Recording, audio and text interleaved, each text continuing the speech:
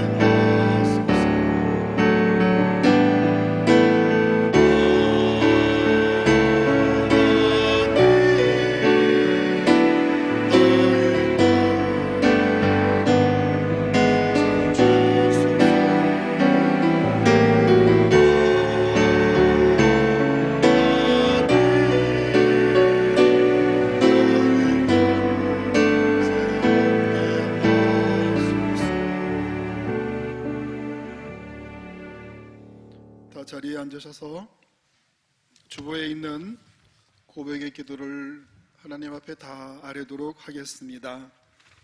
우리를 인도하시는 하나님, 목자가 애타게 양의 이름을 부르며 품어주시듯이 주님이 부르실 때 우리는 그 사랑을 간섭으로 여겨 딴 길로 나갔습니다. 주님의 음성은 멀리하면서 생명을 빼앗는 강도인 노략자의 음성에는 귀를 기울였습니다. 그래서 세상 쾌락을 목자로 여겼고 물질을 쫓아 내달리며 헛된 육신의 영광을 추구하며 살았습니다. 그러다 인생의 방향을 잃고 몸과 마음은 병들고 지치게 되었습니다. 이 모든 것이 우리의 완고함과 어리석음 때문임을 고백합니다. 선한 목자이신 주님, 길 잃은 양과 같이 어둠에 떨고 있는 죄인을 굽어 살피시고 모든 죄를 용서해 주옵소서. 예수님의 이름으로 이 고백의 기도를 드립니다. 아멘. 우리가 고백한 기도에 용서하시는 하나님의 말씀입니다. 이 말씀에 다 같이 아멘으로 화답할 수 있기를 바랍니다. 여호와께서 그의 앞으로 지나시며 선포하시되 여호와라 여호와라 자비롭고 은혜롭고 노하기를 더디하고 인자와 진실이 많은 하나님이라. 인자를 천대까지 베풀며 악과 과실과 죄를 용서하리라. 아멘. 아멘으로 화답하시는 여러분의 죄와 허물이 성부와 성자와 성령 성삼위 하나님의 이름으로 모두 다 사함 받았음을 선포합니다. 아멘. 우리 다 함께 신앙을 고백드립니다. 나는 전능하신 아버지 하나님 천지의 창조주를 믿습니다. 나는 그의 유일하신 아들 우리 주 예수 그리스도를 믿습니다. 그는 성령으로 잉태되어 동정녀 마리아에게서 나시고 본디오 빌라도에게 고난을 받아 십자가에 못 박혀 죽으시고 장사된 지 사흘 만에 죽은 자 가운데서 다시 살아나셨으며 하늘에 오르시어 전능하신 아버지 하나님 우편에 앉아 계시다가 거기로부터 살아있는 자와 죽은 자를 심판하러 오십니다. 나는 성령을 믿으며 거룩한 공교회와 성도의 교제와 죄를 용서받는 것과 몸의 부활과 영생을 믿습니다. 아멘.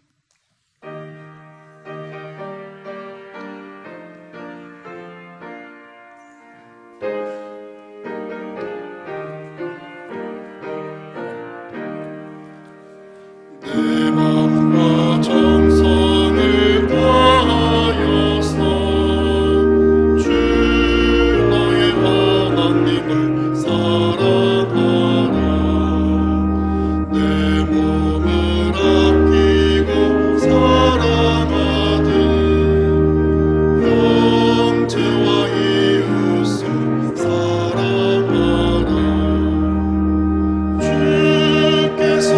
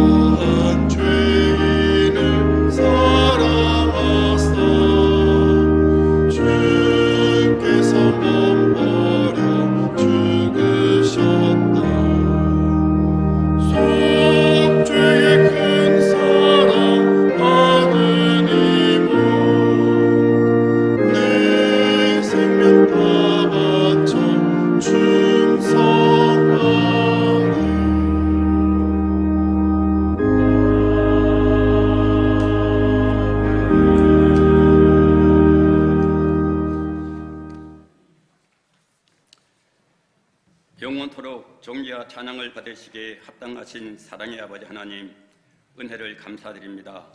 세상의 수많은 사람들 가운데 저희들을 택정하사 주님의 자녀로 삼아주시고 오늘까지 건강한 모습으로 살아갈 수 있도록 은혜 주시고 생명 주시니 참으로 감사합니다.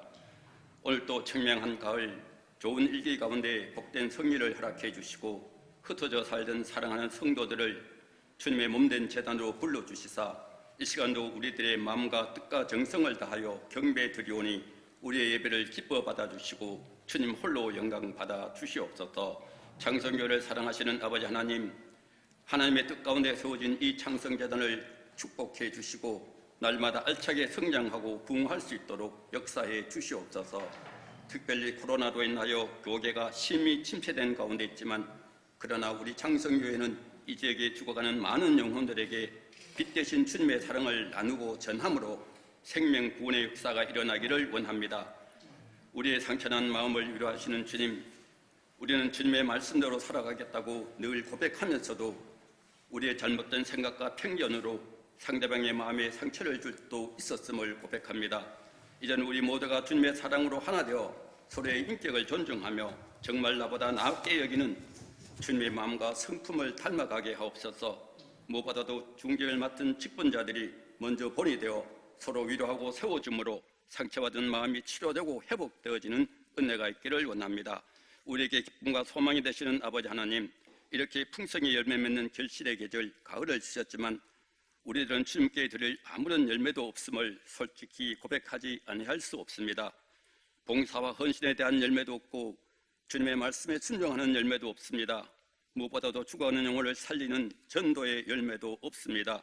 주님, 우리의 잘못된 신앙관을 고쳐주시고 이제는 더욱 열심을 품고 주의 일을 감당함으로 하나님이 기뻐하시는 영적 열매를 풍성히 맺으시기를 원합니다. 사랑의 아버지 하나님, 오늘도 주님의 말씀을 삼하며 주님 전에 나와 예배드리는 모든 성도들에게 복을 내리시사 가정과 직장과 생업의 모든 문제가 해결되고 질병이 치유되고 회복되어지는 역사가 있게 하여 주시옵소서. 무엇보다도 우리의 몸과 마음이 새 힘을 얻게 하시고 절망에 빠진 심령에는 소망을 주시기 원합니다. 사랑의 아버지 하나님, 이 시간도 우리에게 생명의 말씀을 증거하실 사랑하는 목사님을 단위에 세우셨으니 성령의 능력으로 충만케 하시고 그 선포되는 말씀이 하나님께는 영광이 되며 듣는 우리들에게는 생명의 말씀, 능력의 말씀이 되게 역사해 주시옵소서. 오늘도 예배를 준비하며 돋는 손길마다 주님이 함께해 주시고 특별히 찬양하는데 지휘자의 특성이 하나님을 영화롭고 기쁘게 하는 찬양이 되게 하시며 우리 모두에게는 은혜의 찬양이 되게 도와주시옵소서. 감사드리며 이 모든 말씀 거룩하신 우리 주 예수님의 이름으로 기도하옵나이다. 아멘.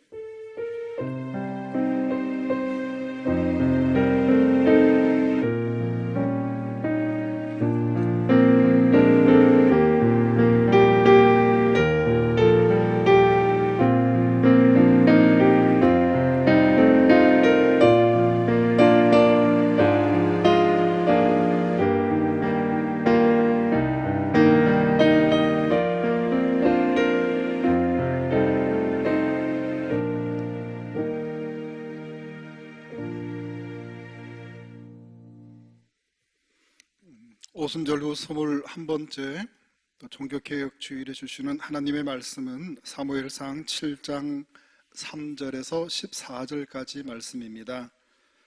주보에 나와 있는 페이지 수가 잘못되었는데 417페이지, 18페이지입니다. 우리 말씀을 한 절씩 교독하도록 하겠습니다.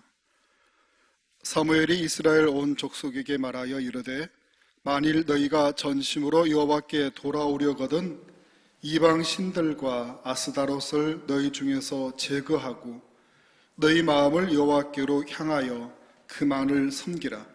그리하면 너희를 블레셋 사람의 손에서 건져내시리라.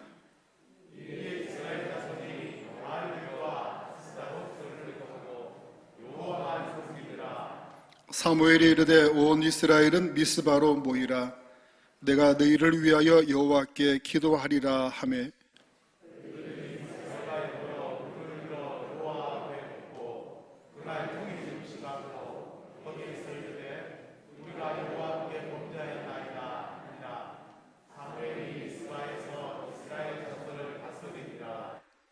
이스라엘 자손이 미스바에 모였다 함을 블레셋 사람들이 듣고 그들의 방백들이 이스라엘을 치러 올라온지라. 이스라엘 자손들이 듣고 블레셋 사람들을 두려워하여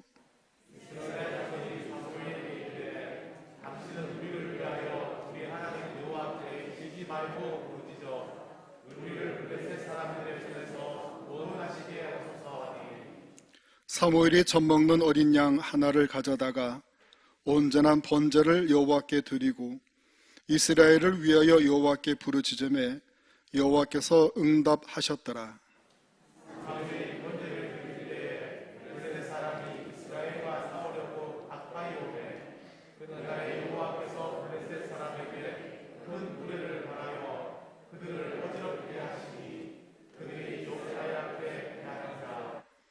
이스라엘 사람들이 미스바에 나가서 블레셋 사람들을 추격하여 뱃갈 아래에 이르기까지 쳤더라.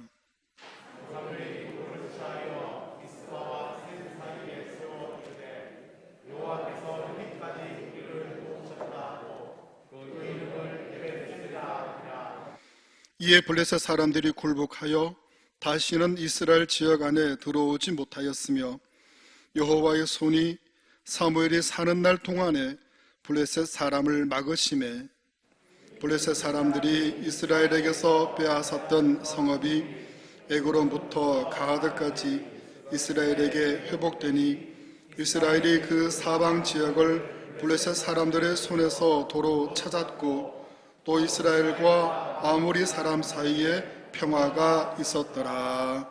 아멘.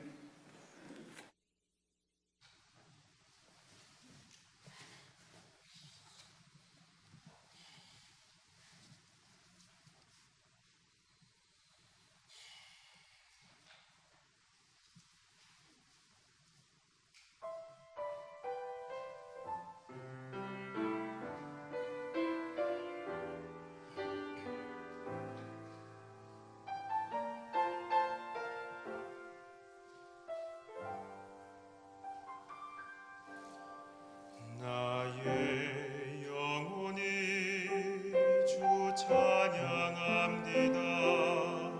주를 기뻐 노래합니다.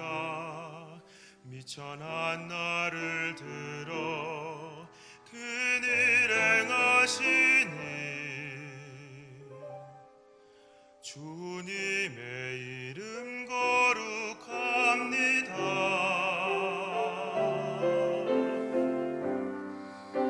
주의 은혜라 주의 은혜라 연약한 나를 세워 영광 보게 하시니 말로 할 수 없도다. 놀라운 사랑 나 순종하리라 주의 뜻대로.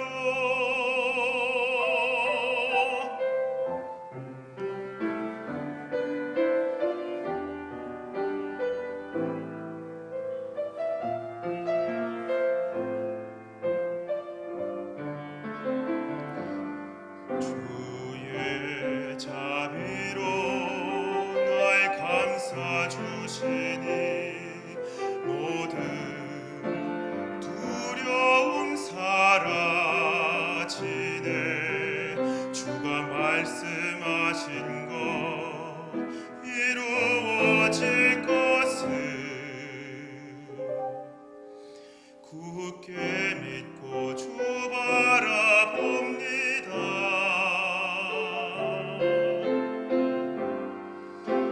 주의 은혜라 주의 은혜라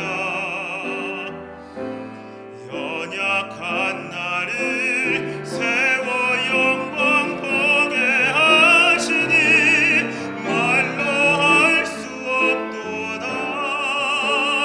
놀라운 사랑 나 순종하리라 주의 뜻대로. 그 사랑 끝이 없으며 그 능력이 완전하시니 나의 평생에 주를 높이리. 세상 끝까지 주만 따르리. 주의 은혜라 주의 은혜라 누구도 받지 못한 은혜 허락하시니 나는 감사하리라 기뻐하리라 늘 송축하리라 주님의 사랑 나 찬양하리라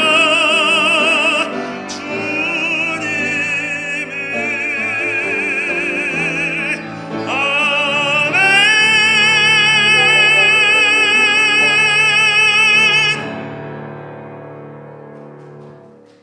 아멘. 하나님께 박수 올려드리겠습니다.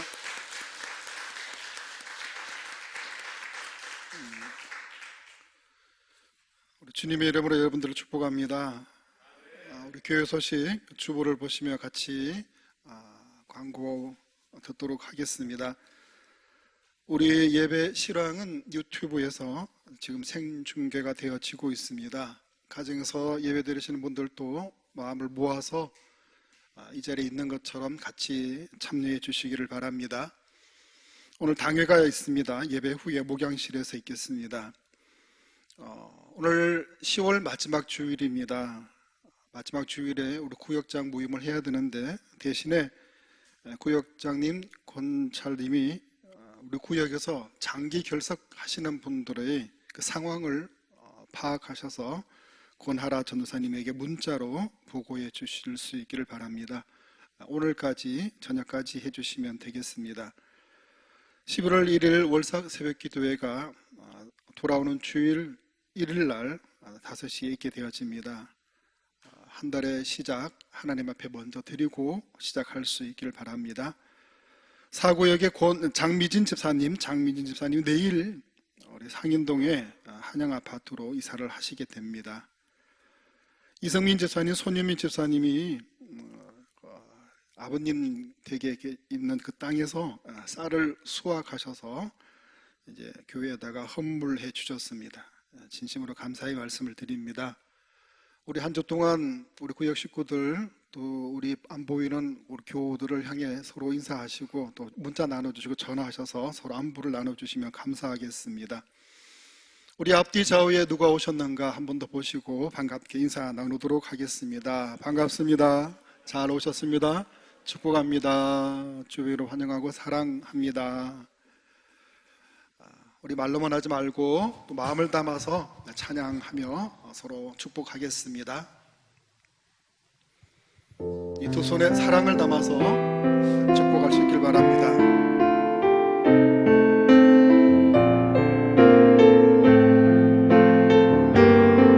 양옆에 계시는 분을 먼저 축복하겠습니다.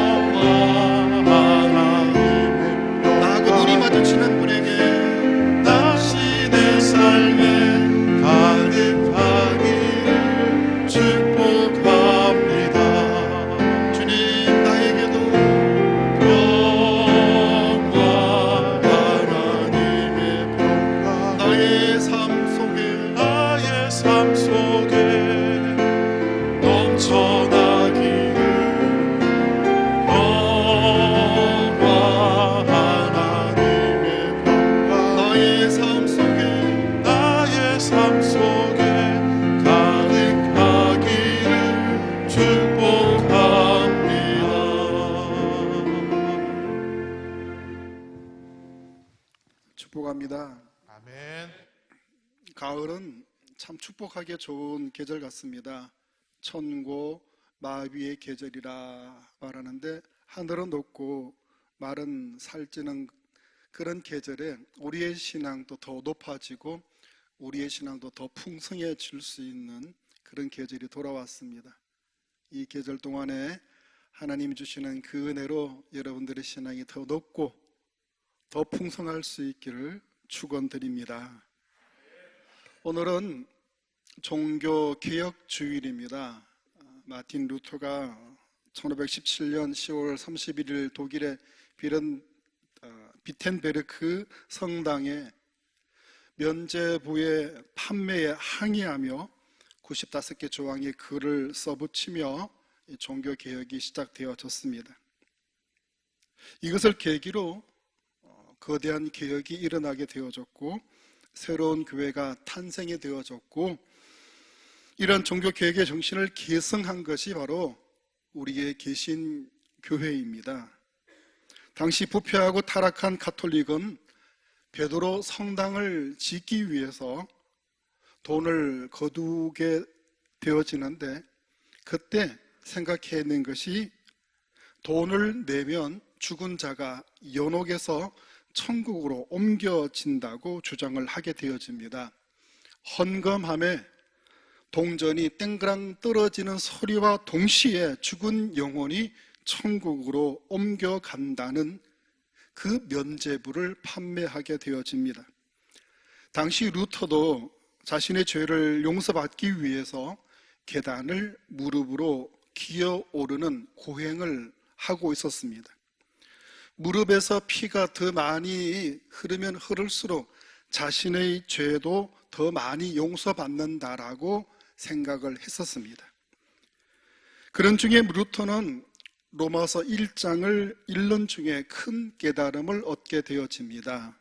로마서 1장 17절 말씀을 우리 같이 읽어보면, 복음에는 하나님의 의가 나타나서 믿음으로 믿음에 이르게 하나니 기록된 바 오직 의인은 믿음으로 말미암아 살리라 함과 같으니라. 아멘. 계단을 무릎으로 기어 오르며 고행을 하던 루터는 구원은 고행과 같은 이 고난을 통한 행위로 얻는 것이 아니라는 것을 깨닫게 되어집니다. 천국 구원은 예수님을 구주로 믿음으로 말미암아 얻게 된다는 것을 이 성경을 통해 깨닫게 되어집니다. 고행 같은 행위로 구원받는 것이 아니라는 성령의 음성을 듣게 되어졌던 겁니다. 그리고 부패한 가톨릭 교회에 영적 전쟁을 선포하게 되어집니다. 95개 조항의 개혁문을 만들어서 교황에게 보냅니다. 그러자 교황은 루터를 부릅니다. 그리고 이렇게 말합니다. 네 손으로 95개 조항을 불태우겠는가? 아니면 네 몸을 불태우겠는가? 하루의 시간을 주겠다. 가톨릭의 수장, 황제보다 더 막강한 권력을 갖고 있는 이 교황으로부터 죽여버리겠다는 것과 같은 말을 듣고 집으로 돌아온 루터는 무서움과 두려움으로 자리에 누워만 있게 되어집니다. 이 모습을 지켜본 루터의 아내 카테리나는 소복을 입고 거실에 나와 앉아 울기 시작합니다. 소복을 입고 우는 아내를 보고 놀란 루터는 이렇게 물어봅니다. 누가 죽었습니까? 그때 아내는 말합니다. 당신이 믿는 하나님이 죽었죠. 아니, 하나님이 죽었다니 이게 무슨 망령된 말을 하는 겁니까? 하나님이 살아 계신다고 믿는다면 왜 당신은 그렇게 절망하고 낙심하고 계십니까? 이 아내의 말에 루터는 정신을 차리고 벌떡 일어나서 밤새도록 하나님께 기도합니다. 그때 루터에게 주신 말씀이 시편 46편 말씀입니다. 우리 1절만 46편 1절만 읽어봅니다. 하나님은 우리의 피난처시요 힘이시니 환난 중에 만날 큰 도움이시라. 아멘. 하나님만이 피난처 힘이요 큰 도움이시다. 이 말씀이 루터의 가슴에 대목처럼 와서 박혀버리고 맙니다. 하나님의 말씀에 큰 위로와 확신을 얻은 루터는 새벽녘에 기도하던 중에 영감을 받아 또 찬양곡까지 만들게 되어집니다. 그 찬양이 바로 찬송가 585장 내 주는 강한 성이요라는 찬송입니다. 내 주는 강한 성이요 방패와 병기 되시니 큰 환난에서 우리를 구하여 내시리로다. 옛 원수 마귀는 이때도 힘을 써 모략과 권세로 무기를 삼으니 천하에 누가 당하랴. 루터는 당장 아침에 교황청을 향해 나아가면서 원수 마귀가 우는 사자처럼 덤벼들지라도 나는 진리를 증거하고 하러 가겠다라고 말하였습니다. 그러한 믿음을 가지고 종교개혁을 일으켰던 루터는 하나님께서 인도하셨고 승리하게 되어집니다. 그렇게 탄생되어진 것이 지금의 우리의 교회, 바로 개신교회입니다. 그런데 오늘날은 다시 루터의 종교개혁이 필요한 때가 된 것 같습니다. 가톨릭을 대표하는 교황 프란체스코 교황은 얼마 전에 신앙은 없어도 양심에 따르면 된다라고 말했습니다. 신앙은 없어도 양심만 따르면 된다. 이 말은 하나님을 믿지 않아도 자기 양심만 제대로 지키면 하나님의 자비로움이 그를 구원해 주실 것이다 라는 말입니다. 예수님을 믿어야 구원받는 것이 아니고 착하고 바르게 살면 천국 갈 수 있다는 말입니다. 이 교황의 말은 교회 안 다녀도 신앙생활 안 해도 착하게만 살면 천국 간다는 거구나 라고 착각하게 만듭니다. 왜 굳이 힘들게 교회를 다니고 예배드리고 신앙생활 해야 되느냐? 착하게 살면 되잖아. 내 양심을 지키면 되잖아. 이 교황의 말이 오늘날 현대인들에게는 참 복음처럼 들려집니다. 하지만 이것은 무서운 종교다원주의의 사상이라는 것을 우리가 알아야 됩니다. 여러분, 신앙의 본질은 구원입니다. 이 구원은 오직 예수님만으로 우리에게 구원주가 되시고 세상의 구세주가 되시는 예수님만으로 받을 줄로 믿으시기를 축원드립니다. 여러분, 귀한 것은 아무에게서나 받을 수 없습니다. 그 귀한 것을 갖고 있는 분이 줘야 받을 수 있는 겁니다. 천국으로서의 구원은 아무나 줄 수 있는 것이 아닙니다. 천국의 주인만이 구원을 주실 수가 있는 겁니다. 그래서 구원은 천국의 주인이신 우리 주 예수 그리스도만이 우리에게 주실 수가 있는 겁니다. 제 말이 아니고 성경 말씀인데 사도행전 4장 12절 말씀 같이 읽어봅니다. 다른 이로서는 구원을 받을 수 없나니 천하 사람 중에 구원을 받을 만한 다른 이름을 우리에게 주신 일이 없음이라 하였더라. 아멘. 이 말씀을 조금 더 쉽게 우리가 읽어보고자 현대인의 성경을 한 번 더 읽어보도록 하겠습니다. 같이 읽어봅니다. 다른 이에게서는 구원을 얻을 수 없습니다. 하늘 아래에 우리가 구원받을 수 있는 다른 이름이 인간에게 주어진 일이 없기 때문입니다. 아멘. 오직 예수님만을 나의 구주로 믿을 때 우리는 구원을 받을 수 있다는 하나님의 말씀입니다. 그런데 세상은 점점 더 자유주의, 민주주의, 인본주의의 사고방식을 하게 되면서 무슨 일이든지 사람 중심의 일을 생각하게 되어집니다. 요즘 성소수자의 권리를 존중한다면서 동성애가 용납되어지는 그런 시대를 살아갑니다. 이것도 프란체스코 교황의 입에서 나온 말입니다. 가톨릭은 오래전에 동성애자가 신부가 될 수 있는, 성직자가 될 수 있는 길을 열어놓았습니다. 우리나라의 가톨릭이 기독교보다 100년 전에 먼저 포교되어졌지만 가톨릭의 교세는 그렇게 확장되어지질 않았습니다. 그러자 한국의 가톨릭이 로마 교황청에 건의를 합니다. 우리의 정통의 종교, 유교주의와 혼합되어진 가톨릭 교리를 용납해달라고 건의합니다. 그렇게 해서 허락된 것이 한국 가톨릭의 제사법 수용입니다. 조상을 위해 제사 지낼 때 절을 할 수 있게 해달라고 교황청에 올렸고 교황청은 그것을 허락하게 되어집니다. 이것은 죽은 자의 영혼이 산자들과 함께 할 수 있다는 귀신론을 수용한 것입니다. 죽은 자는 귀신이 될 수가 없습니다. 성경에 나오는 귀신, 우리가 보통 알고 있는 이 귀신은 죽은 자의 영혼이 아닙니다. 사탄 마귀의 영입니다. 사탄 마귀가 죽은 자를 귀신처럼 속이는 겁니다.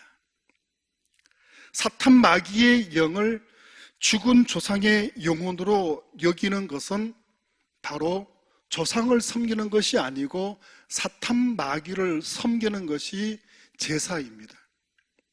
이것이 귀신론의 내용입니다. 이것은 이단의 교리입니다. 그렇게 해서 죽은 자에 대한 제사와 절을 허락한 것이 우상 숭배의 허용입니다. 한국 가톨릭이 제사 수용법을 교리로 발표하면서 많은 사람들이 가톨릭으로 몰리는 교세 확장에는 성공하게 되어집니다. 그러나 사람들을 끌어들이는 데는 성공했을지는 몰라도 이것은 영락없는 우상 숭배의 행태와 다를 바 없다는 것입니다. 이런 모습을 보이고 있는 현상이 가톨릭의 종교다원주의 사상입니다. 이 종교다원주의의 핵심을 한마디로 말하면 뭐로 가도 서울만 가면 된다는 겁니다. 서울을 꼭 기차만 타고 가라는 법이 있느냐? 버스를 타고 갈 수도 있고 자가용으로 갈 수도 있고 비행기를 타도 되고 심지어 시간이 많으면 배 타고 인천을 건너서 가도 되지 않느냐 하는 겁니다. 그래서 종교다원주의는 불교도 가톨릭도 이슬람도 유교도 심지어 무속 종교까지도 자신의 노력에 따라서 구원을 받을 수 있다라고 하는 것이 종교다원주의의 사상입니다. 이런 사상이 나오는 이유는 인간의 행위로 얼마든지 구원을 받을 수 있다라고 하는 인간 중심적인 사고 때문에 생겨난 것입니다. 그러나 여러분, 분명히 알아야 할 것은 천국 구원받는 길은 오직 누구? 예수 그리스도밖에 없다는 사실을 명심하실 수 있기를 바랍니다. 천국에 오라고 한 적도 없는데 내가 가겠다고 해서 갈 수가 있습니까? 우리 집에 초청한 적도 없는데 나는 착한 사람이야, 나는 정직하게 살았잖아, 나는 돈 많이 벌었잖아, 그렇다고 누가 함부로 내 집에 올 수가 있습니까? 여러분, 그런 사람 내 허락도 없이 내 집에 막 들어와도 받아줄 수 있습니까? 받아주시나 보죠? 집 주인이 초대해야 그 집에 들어갈 수가 있는 겁니다. 하다못해 우리 집에 조그만 아이가 초대해야 그 집에 갈 수가 있는 겁니다. 주인이 초대하지 않았는데 그 집에 들어가는 것은 도둑이 되는 겁니다. 요한복음 14장 6절 말씀을 읽어봅니다. 예수께서 이르시되 내가 곧 길이요 진리요 생명이니 나로 말미암지 않고는 아버지께로 올 자가 없느니라. 아멘. 하나님의 아들이신 예수님께서 내가 길이요 진리요 생명이니 나로 말미암지 않고는 아버지께, 하나님의 나라 천국에 갈 수가 없다라고 분명하게 말씀해 주셨습니다. 구원은 인간의 행위로 갈 수가 없습니다. 예수님만이 구원의 길입니다. 구원받는 방법은 이것밖에 없습니다. 아버지 집으로 가는 길에 그 아들 되시는 예수님을 통해서만 우리는 갈 수가 있다는 사실을 명심하실 수 있기를 바랍니다. 그런데도 지금의 시대는 인간 중심, 자기 생각이 우주의 중심이라고 여기는 이때에 자기 생각이 항상 옳고 자기 생각대로 사는 것이 가장 잘 사는 것이라고 여기는 이런 착각의 시대에 자신의 행위로, 자신의 방법으로 구원을 쫓는 사람들이 너무도 많다는 것입니다. 이 시대에 우리는 오늘 말씀처럼 사무엘과 같은 종교 개혁자가 필요하다는 사실입니다. 사무엘은 그 시대에 깨어있는 영적인 지도자였습니다. 우상을 타파하고 무너진 제단을 수축했습니다. 사무엘이 살아있는 동안에는 블레셋 사람들이 쳐들어오지 못하는 나라의 방패 역할을 했습니다. 뿐만 아니라 백성들의 영성을 회복시켜 주었습니다. 모든 백성이 하나님께로 방향을 바꾸는, 당시로서는 종교개혁을 일으켰던 영적인 지도자였습니다. 오늘 본문에서 우리는 이 사무엘의 개혁 두 가지를 볼 수가 있게 되어집니다. 그것은 먼저 영적인 개혁입니다. 오늘 말씀을 3절을 좀 길지만 우리 3절을 뜻을 생각하면서 같이 읽어봅니다. 사무엘이 이스라엘 온 족속에게 말하여 이르되 이방 신들과 아스다롯을 너희 중에서 제거하고 너희 마음을 여호와께로 향하여 그만을 섬기라. 그리하면 너희를 블레셋 사람의 손에서 건져내시리라. 아멘. 사무엘은 백성들이 전심으로 하나님께로 돌아오려거든 먼저 마음부터 돌이키고 돌아오라고 말씀을 합니다. 마음이 돌아오라는 것은 자신의 내면의 개혁을 말하는 겁니다. 이 말씀은 바로 본질로 돌아가라는 것입니다. 여러분, 개혁은 새로운 것들을 일으키는 것이 개혁이 아니고 개혁은 본질로 돌아가는 것이 개혁입니다. 내 내면의 마음, 이것부터 먼저 본질로 돌아가라. 그것이 영적인 개혁이라고 말씀을 합니다. 사무엘의 개혁은 하나님께로 돌아가자는 것이었습니다.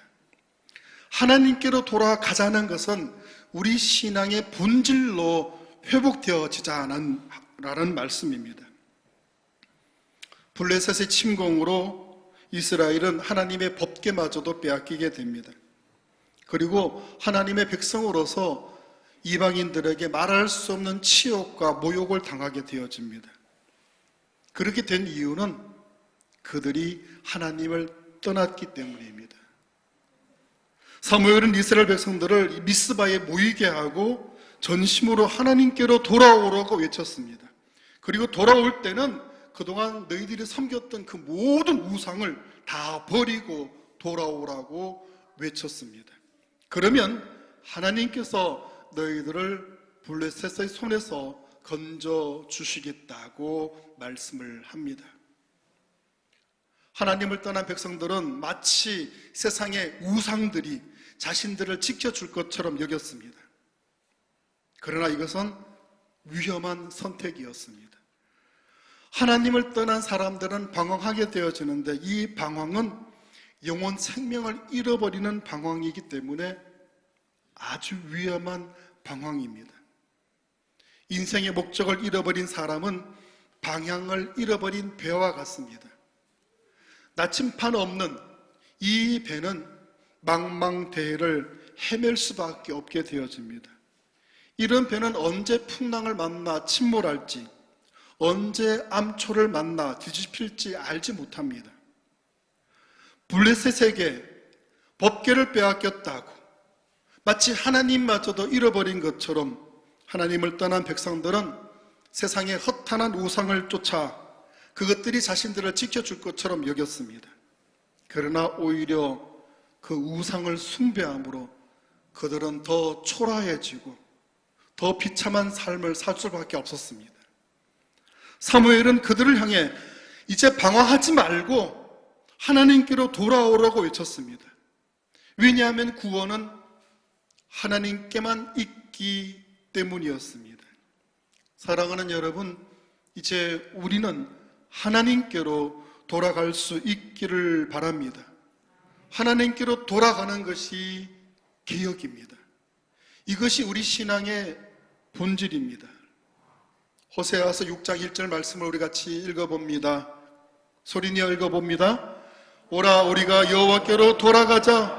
여호와께서 우리를 찢으셨으나 도로 낫게 하실 것이요 우리를 치셨으나 싸매어 주실 것임이라.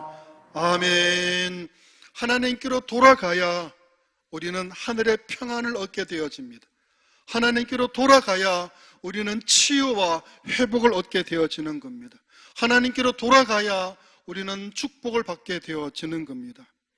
혹시 여러분 중에 하나님 아닌 것들을 더 의지하며 계시는 분들이 계십니까? 방황하고 계시지는 않습니까?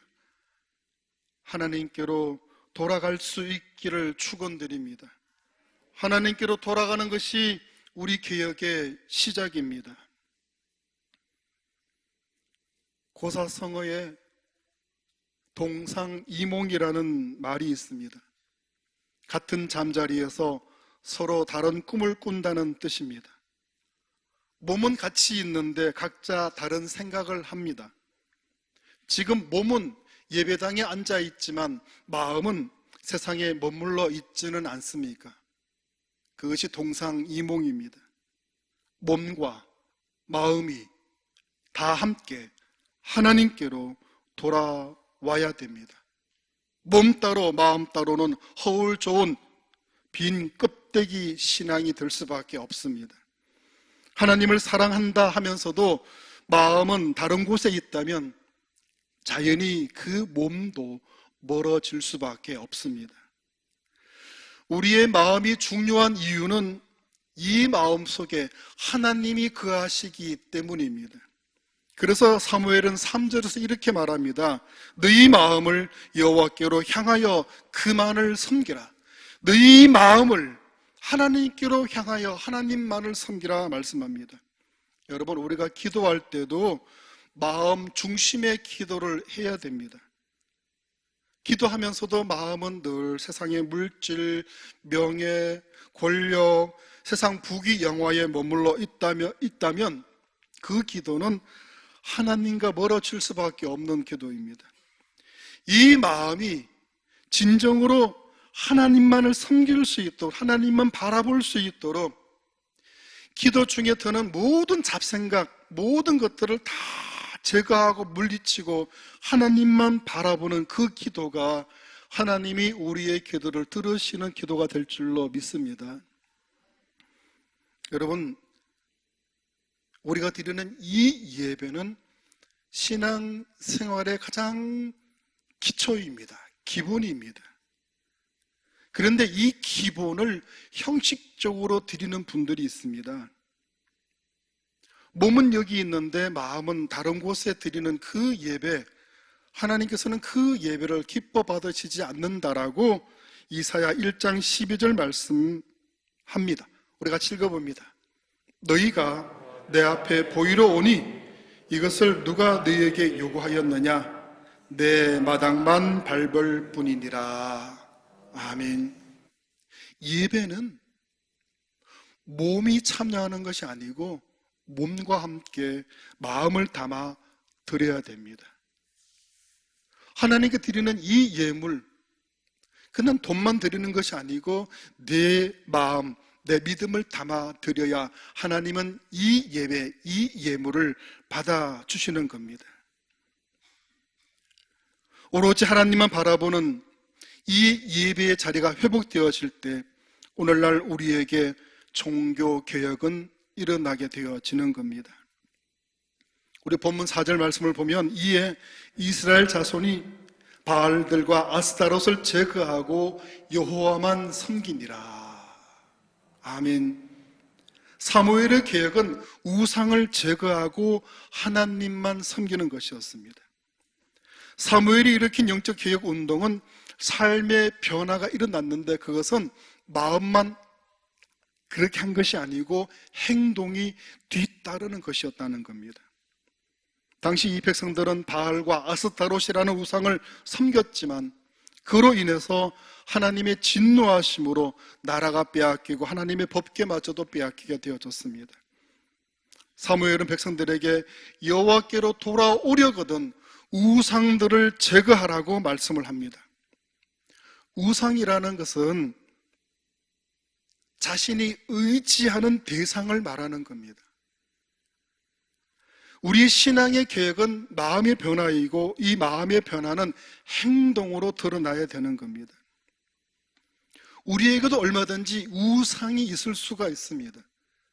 겉으로는 하나님을 믿는 것처럼 여겨지지만 그러나 우리의 마음은 늘 물질, 돈, 명예, 권력, 어쩌면 자기 자신이 우선되어지는 그것이 우상일 수도 있고 어쩌면 내 자식이 우상이 될 수도 있습니다.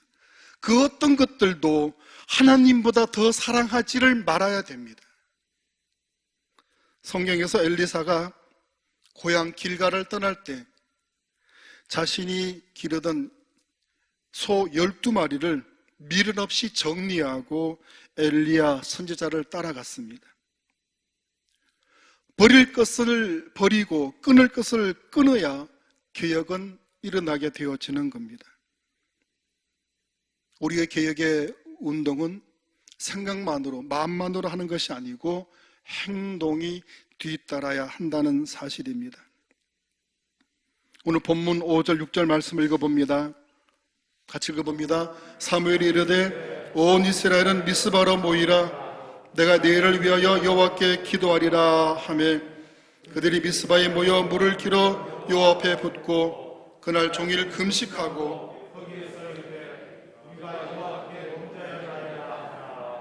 아멘.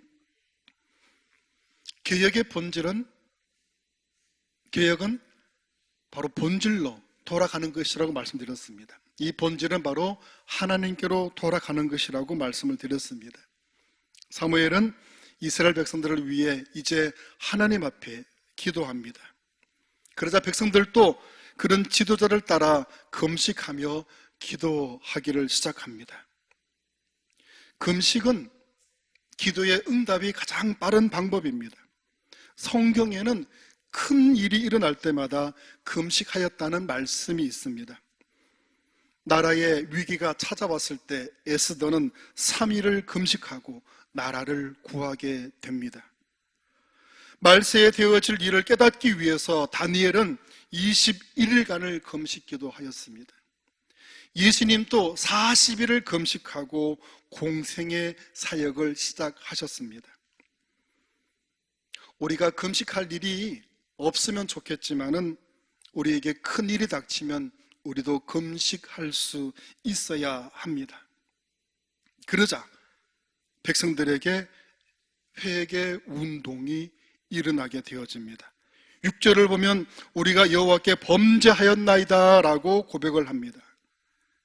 여러분, 진정한 기도는 내 죄를 회개하는 기도가 동반되어질 때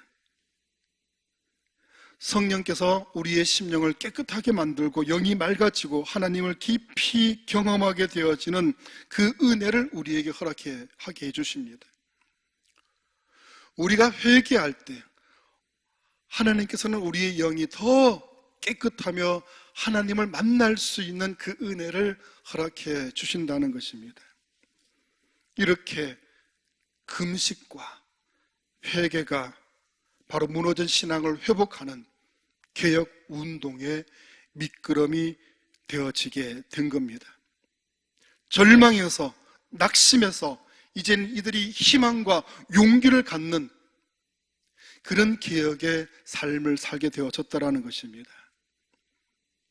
이런 개혁의 결과를 사무엘은 이렇게 오늘 우리에게 말씀을 합니다. 본문 12절 말씀 읽어봅니다. 사무엘이 돌을 취하여 미스와 센 사이에 세워 이르되 여호와께서 여기까지 우리를 도우셨다 하고 그 이름을 에벤에셀이라 하니라. 아멘. 에벤에셀이 무슨 뜻입니까? 하나님이 여기까지 우리를 도우셨다라는 말씀입니다. 사무엘의 개혁의 운동은 자신이 한 것이 아니고 하나님께서 도와주셨기 때문에 이룰 수 있었다라고 고백을 한 겁니다. 사랑하는 여러분, 우리도 하나님의 말씀대로 우리의 삶 속의 본질을 회복할 때 하나님이 두시는 이 계획의 삶을 살아가는 우리 믿음의 성도들이 다 될 줄로 믿습니다. 오늘 말씀을 정리합니다. 여러분, 두 가지만 강조하겠습니다. 예배입니다. 먼저는 신앙의 기본은 예배입니다. 여러분, 기본에서부터 승리할 수 있길 바랍니다. 예배는 구약시대의 제사였습니다.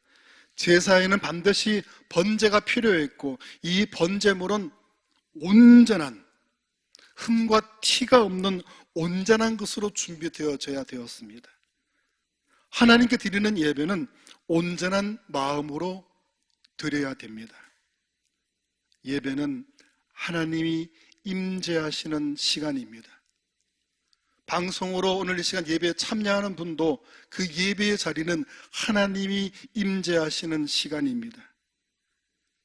여러분, 마음을 다하고 진정을 다하는 온전한 예배를 드릴 때 우리 개혁의 운동은 일어나게 되어지는 겁니다. 신앙의 기본인 예배에서부터 승리할 수 있는 우리 모두가 다 될 수 있기를 축원드립니다. 두 번째로는 하나님께서 우리를 지켜주셔야 됩니다. 사무엘이 살아있는 동안에는 블레셋이 침범하지 못했고 그 나라는 평안했다고 말씀합니다. 우리가 이 땅에 사무엘과 같은 존재가 될 수 있기를 바랍니다.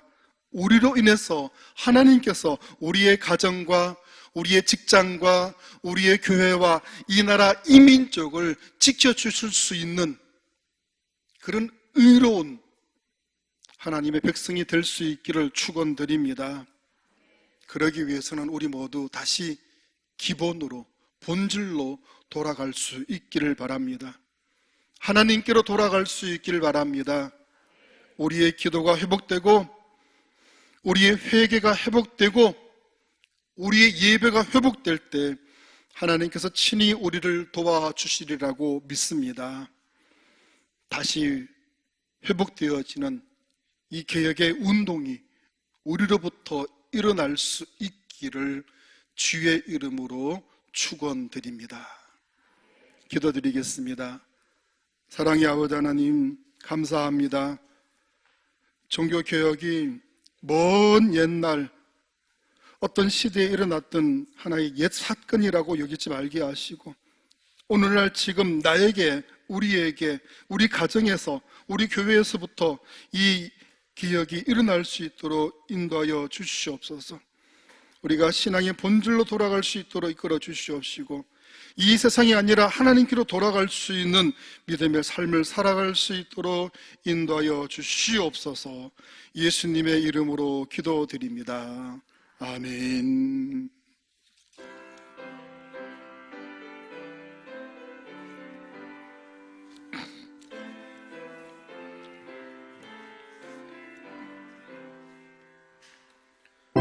주